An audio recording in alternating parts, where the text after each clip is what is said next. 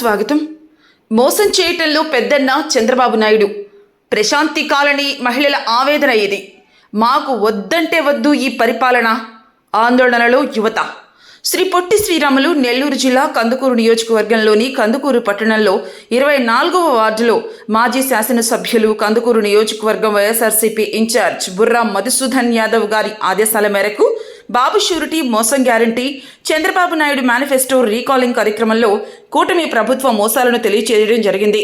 24వ ward Prashanti కాలనీలో ఈరోజు బాబు surety మోసం గ్యారంటీ కార్యక్రమం సందర్భంగా కార్యకర్తలు, నాయకులు ప్రతి ఇంటికి వెళ్లి ఈ సంవత్సర కాలంలో చంద్రబాబు నాయుడు ఇచ్చిన మేనిఫెస్టోలో హామీలను అమలు చేయకుండా చేసిన మోసాన్ని వివరిస్తూ ఒక్కొక్క కుటుంబం ఎంత నష్టపోయిందో లబ్ధిదారులను అడిగి తెలుసుకున్నారు.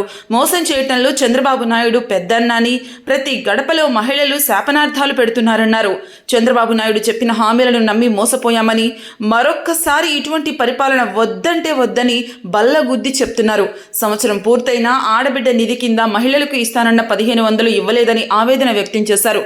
ప్రతి ఇంటికి వచ్చి రేషన్ ఇచ్చే పథకాన్ని తీసేసి అన్యాయం చేశారని బాధపడ్డారు.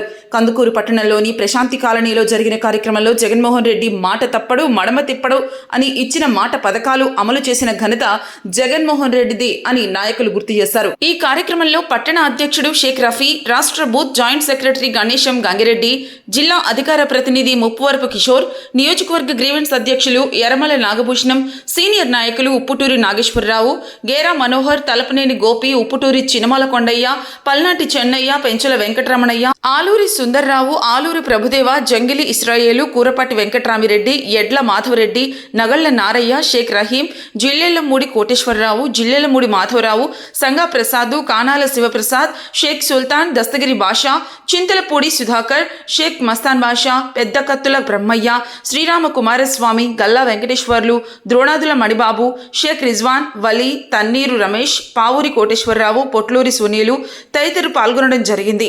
వార్డులో మహిళలు అధిక సంఖ్యలో పాల్గొన్నారు.